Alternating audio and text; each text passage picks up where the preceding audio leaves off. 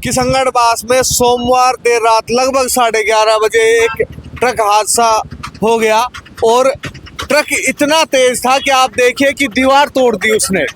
यहाँ लगभग अस्थायी 15 दुकानें हैं छोटी छोटी, वो जल के राख हो चुकी है। उनके अंदर सामान अब कुछ भी नहीं बचा हुआ है। जो जितने भी दुकानदार थे यहाँ पर वो सब के सब गरीब है। इनको प्रशासन से काफी मदद की जरूरत भी है। लेकिन इस समय मेरे साथ जो दुकानदार हैं वो मौजूद हैं। क्या नाम है आपका? बिमला जी, कौन सी दुकान थी आपकी? क्या सामान था उसके अंदर? मेरा कॉस्मेटिक है, लेडीज। सब जल गया? सब जल गया। सरकार से कुछ मांग की है आपने? सरकार मांगते हो तभी तो मैं तो मेरे खातों में बैठे 6 साल से। मैं तो खुद कमाऊं सुर लगा। कोई आया आपसे मिलने अभी तक? कोई नेता, कोई जनप्रतिनिधि जिसने मदद के लिए आश्वासन दिया हो आपको? आए मार्कन मदद के लिए। हम तो मालिक से मदद मांग रहा, कोई करते हुए तो किसको भलो, कोई ना करे उसको भी भलो। और भी है यहाँ कोई दुकानदार? क्या नाम है आपका सर? मेरा नाम छोटे लाल है। मेरी दुकान लगी हुई है रेडीमेड की। मेरा दुकान में लगभग 3-3.5 लाख का माल था, वो भी जलकर खाक हो गया है, कुछ भी नहीं बचा। कोई प्रशासन से कोई मदद के लिए आया है आपकी करने? गए थे हम प्रशासन के पास भी, कल रामेश यादव जी गए थे हमारे साथ 3 बजे के आसपास। तो एडीएम साहब के पास गए तो उनने भी यही कही, भाई तुम्हें जो नगर पालिका का होता है उसका जो बिना ब्याज के जो ऋण है वो 10,000 20,000 जो भी वो हम दिला देंगे। उसके बाद हमने उनसे गुजारिश करी कि कम से कम हमारे खोखे तो यही लगे रहने। तो कहा चलो, उन्हें आश्वासन दिया खोखे तो तुम्हारे यही लगे रहेंगे। ये बचाव हो गया? हाँ, ये बचाव हो गया। बाकी देखो साहब, हमारा तो काम धाम यही था और यही हमारे कमाई का। दुकान में कितने रुपए का सामान होगा? मेरी दुकान में लगभग 3.5-4 लाख का माल था। 3.5-4 लाख का और जलकर खाक हो गया। सबकी दुकानों में लगभग इतना ही था, किसी की दुकान में कम नहीं था। आपका नाम क्या है? मैं गजराज का भाई हूँ छोटा। हमारा भी खोखा है वहाँ पर, तो उसमें भी तकरीबन हमारे 3.5 लाख का, कम से कम 3.5 लाख का तो माल था ही। और अभी कुछ 2-3 दिन पहले ही हमने केस माल भी भरा था, 95,000 रुपये का गर्म माल भी हमने भरा था। तो काफ़ी नुकसान हुआ है। आप देख भी चुके हो, कल भी शायद आप पत्रकार बंधु आए थे, ऐसी बात नहीं है। जो भी देखा है वो बहुत गलत हुआ है और बहुत गलत हुआ है। ये कहीं के भी नहीं रहे, कहीं के भी नहीं रहे।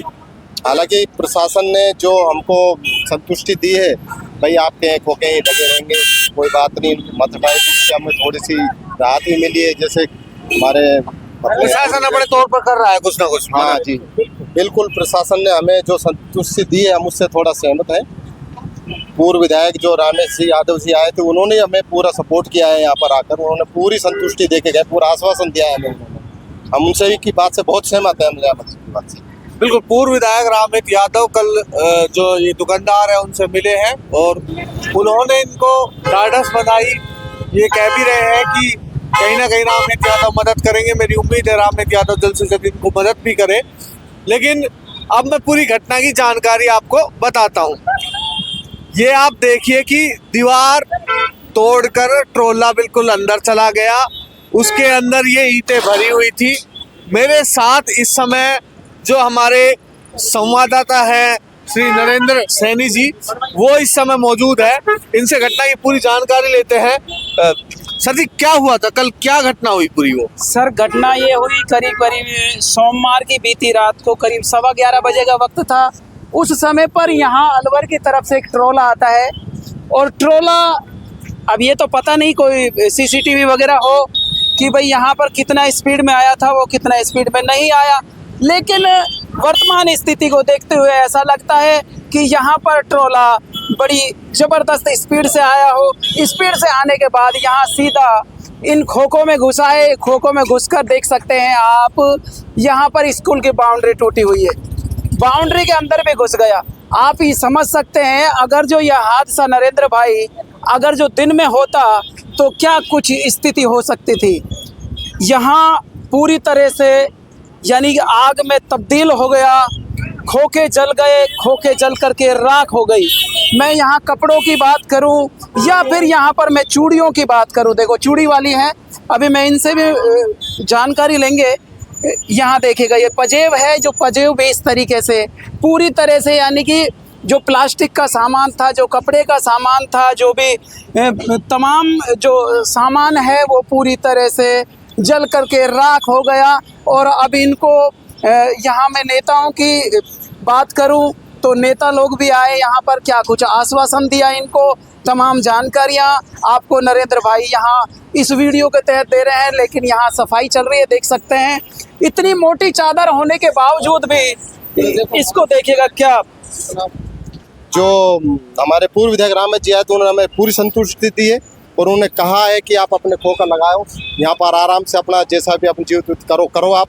और प्रशासन से भी हम बहुत सहमत हैं। उन्होंने भी हमें आश्वासन दिया है कि जो ट्रक ड्राइवर था जो कि दारू पीकर यहाँ पर आ रहा था, उन्होंने इतनी तेज गति से गाड़ी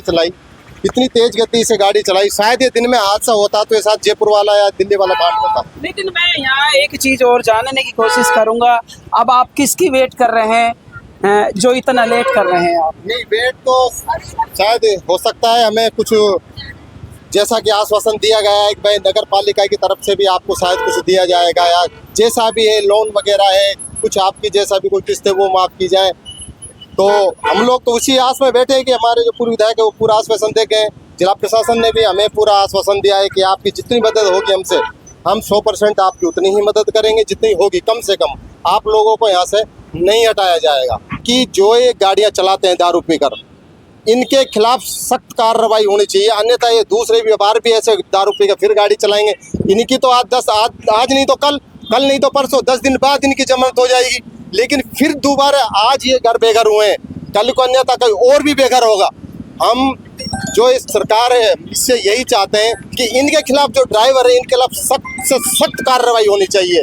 जो भी इस कार्रवाई इनके खिलाफ ज़्यादा कार्रवाई होनी चाहिए। बिल्कुल, घटना हो गई है, चलो उसके लिए प्रशासन ने इनकी मदद करने की ठानी है। ये तो हम देखेंगे कि पूर्व विधायक और प्रशासन कितनी मदद कर पाएंगे इन लोगों की।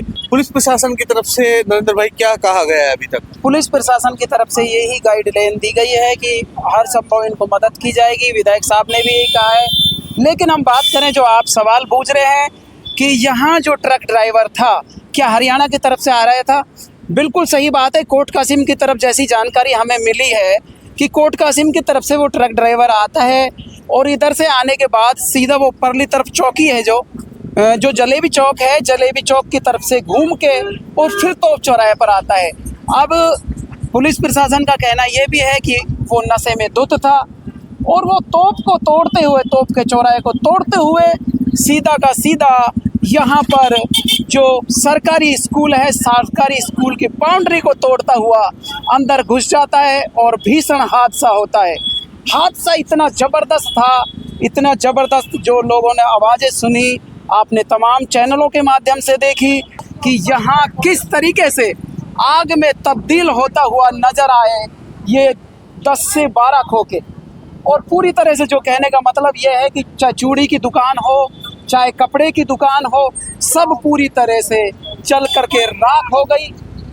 लेकिन समय पर दमकल पहुंची, दमकल पहुंचने के बाद यहाँ आग पर काबू पाया गया। बिल्कुल, संवाददाता नरेंद्र कुमार ने पूरी जानकारी दी। लेकिन सवाल सरकार के ऊपर, पुलिस प्रशासन पर ये उठ रहे हैं कि जब हरियाणा से कोई ट्रक किशनगढ़ तक आ जाता है तो लगभग 4 से 5 चौकियां बीच में पड़ती है, हो सकता है इससे अधिक पड़ती हो।